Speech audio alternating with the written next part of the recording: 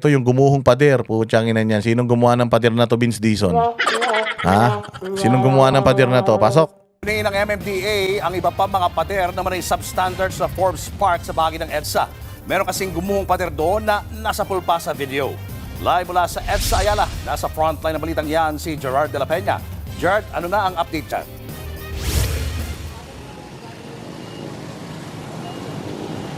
Alam mo, Julius, may mga harang na dito sa bangketa, dito sa northbound lane ng EDSA Ayala Avenue. Pero ito dahil ginagawa nga itong bangketa bilang bahagi ng EDSA Rehabilitation at na-timing na nga lang na noong Sabado ay gumuho itong isang bahagi ng pader dito sa Forbes Park.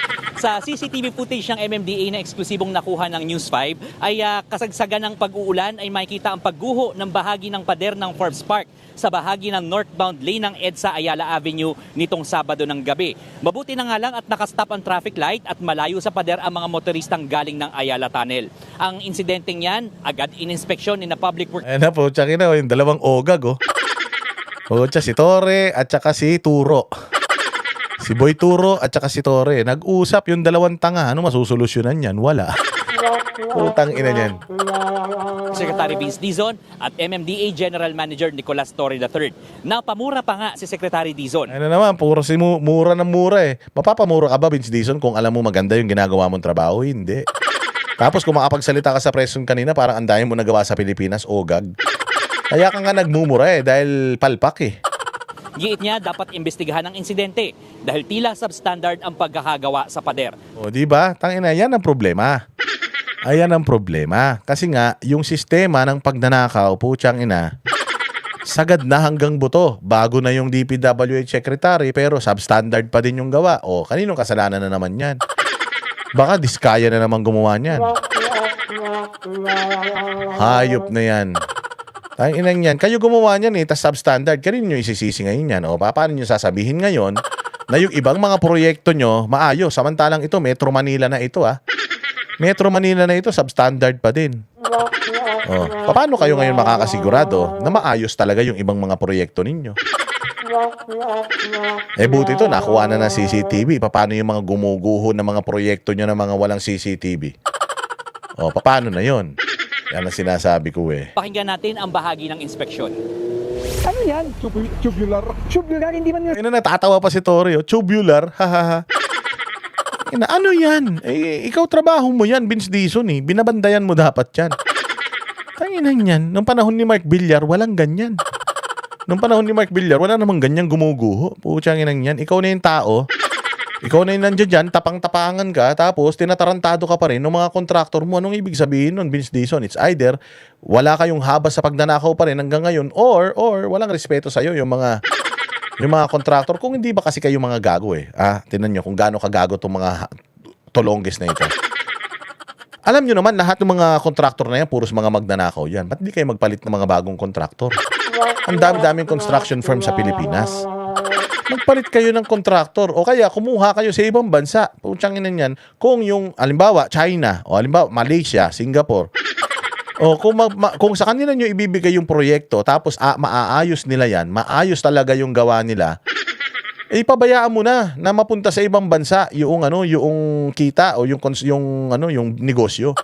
Basta maayos yung trabaho. Eh ang problema, magbibigay nga kayo ng negosyo dito, makakaibigan nyo din yung yung mga contractors, nagpaparty-party kayo, putsang inang yan, in-overprice yung proyekto, tapos kinalahati nyo pa yung budget para dun sa mismong proyekto, ninakaw nyo rin yung pera. Ano mangyayari? Ganyan talaga, babagsak. Natatawa pa si Tore na bumagsak yan. Eh putya, proyekto ng gobyerno yan. Di ba kayo mga siraulo? Di kayo nahihiya niyan, Vince Dizon? simento eh. Tubular din at saka drywall. Naku po. Buya matagbarak. Ano? O, tsaka na, tuwan-tuwa pa sila. Oh. Ayan, kasi yan, meron yan, dingding ng Forbes Park. So, nilagyan pa nila ng another dingding.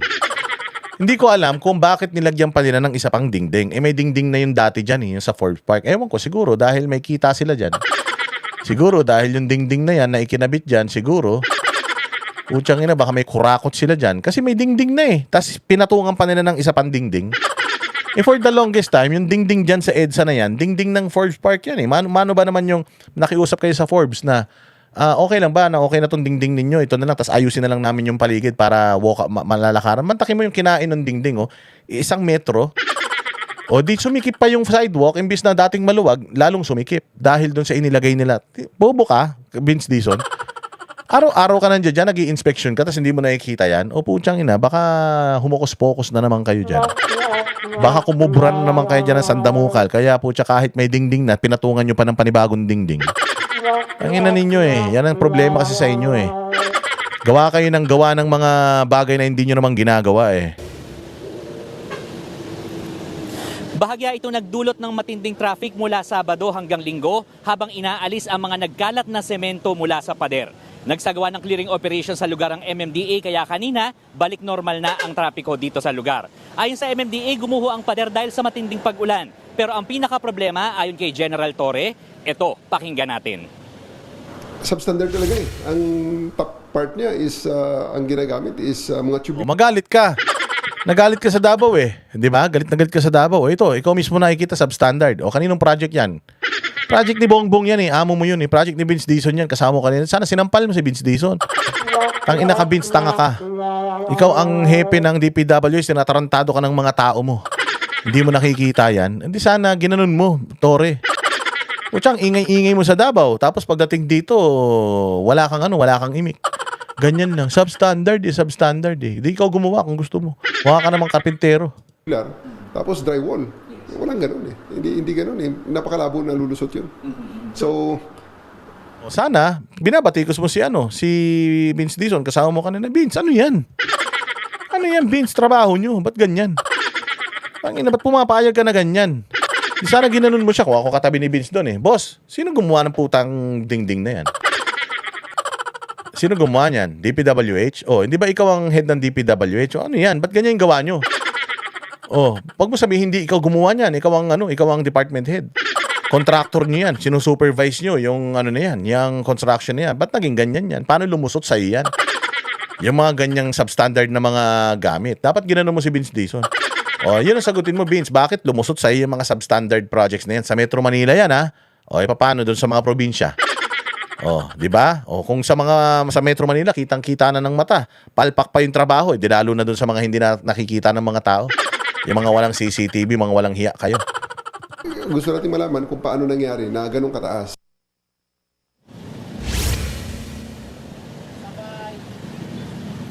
Iniimbestigahan na ng mga otoridad kung sino ang may pagkukulang sa pagpapagawa ng pader. Kapansin-pansin din dito. Tanginan yan. Kayo, anong siniimbestigahan nyo pa kung sino may pagkukulang?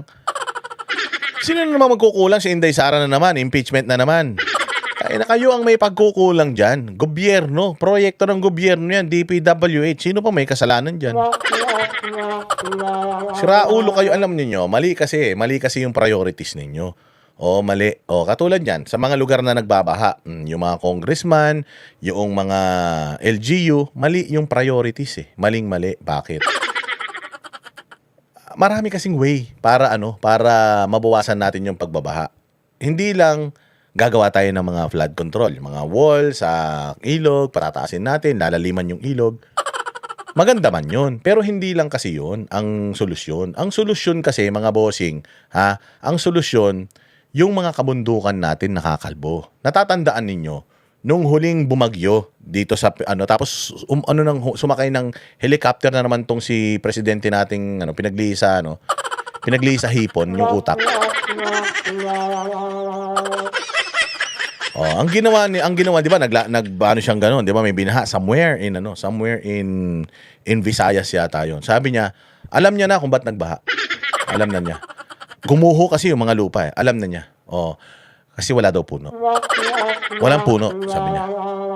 Eh kahit elementary, alam yun eh. Na kapag ka isang bundok, kinalbo mo, guguho yan.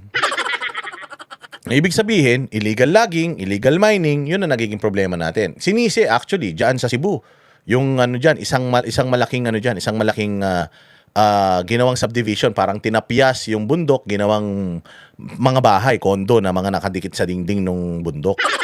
Oh, so parang sinasabi nila dahil daw doon kaya sumobra yung baha diyan sa Kapatagan. Oh, 'yun ang problema kasi kahit gaano karaming mga proyekto, flood control projects ang gawin natin dito sa Kapatagan, Kung yung mga kabundukan natin, hindi natin aalagaan, ang dami nating mga bundok dito. Sierra Madre, ang haba niyan. At kung saan-saan pang bundok.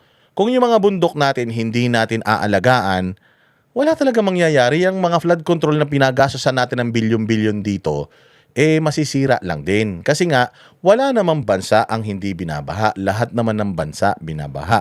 Kahit Japan, China, Hong Kong, Singapore, Amerika, Australia, Canada, Europe, binabaha yan pag sobra-sobra. Pero hindi meron silang sistema kung papaanong yung baha na yun mawala kagad. Yun ang maganda sa kanila. Dito kasi sa atin wala. Sa atin kasi, for the sake of gumawa lang ng proyekto, kahit na hindi konektado, syempre, katulad dito sa Metro Manila, magkakadikit man tayo. Pasig, Mandaluyong, San Juan, Quezon City, Pateros, Taguig, magkakadikit yan hindi ba?